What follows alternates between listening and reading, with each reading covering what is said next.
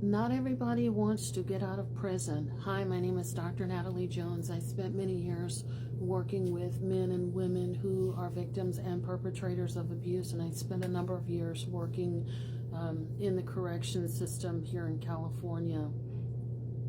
You know, in my time in working in California, there would every so often there would be some sort of mandate that would, reduce sentencing.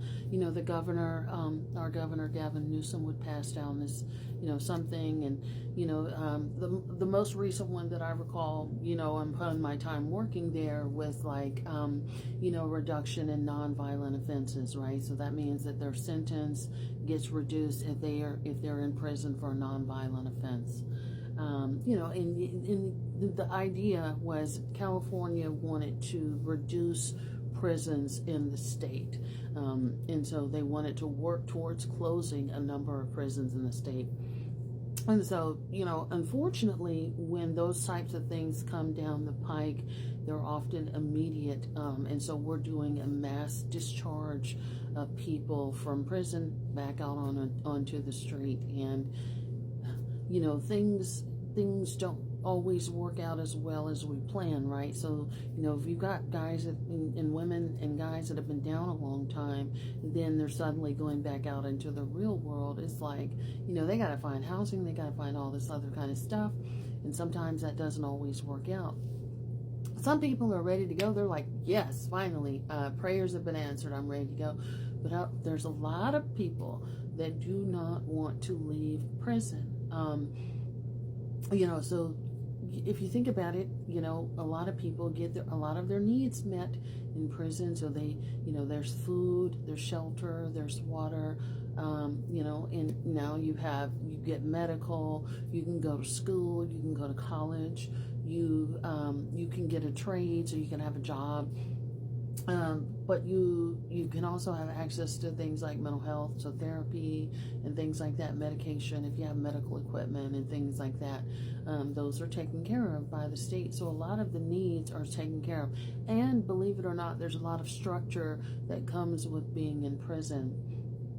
So a lot of people, that's the only time in their life that they've had structure, and as ironic as it sounds, the only time where they felt safe and like they're going to be all right. And so for them to suddenly be let out, a lot of them would rather go back in their cell and slam the door, and it really like terrifies a lot of people. And I've had to sit with a lot of people, they're not ready to go, and Dr. Jones, I'm scared, and things like that. And I always tell people, we've worked together for some time.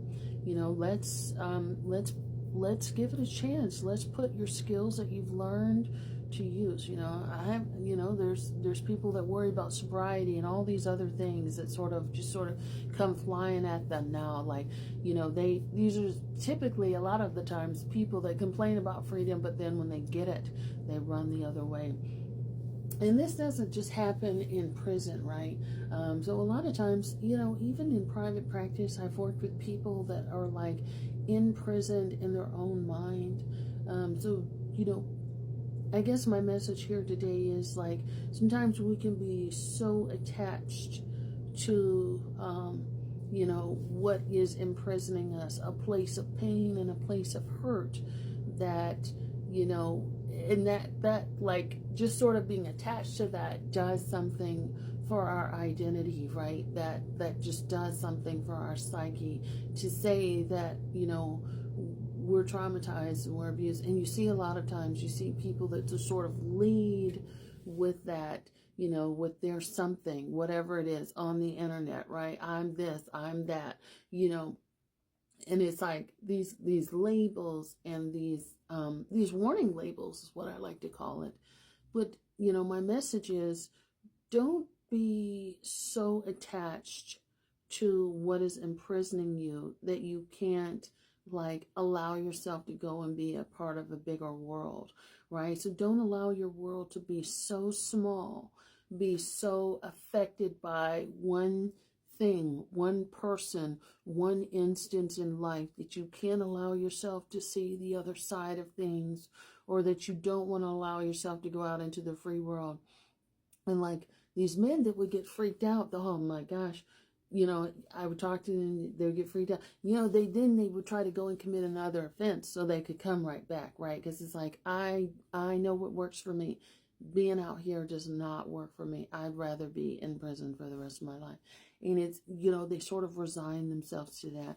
And we could sort of resign ourselves to being in this internal prison, because prison is really a mindset. And so you could sort of resign yourself to say, well, I'm going to close myself off from the rest of the world. I'm going to stay in this little, 9x4, 10x4 cell, my home, no new friends, no nothing. While I may want more, and while I may say I want more, I'm not allowing myself to actually explore that. So don't be a prisoner in your own mind. And that's kind of what I wanted to say. Like, follow, and share if that's been helpful.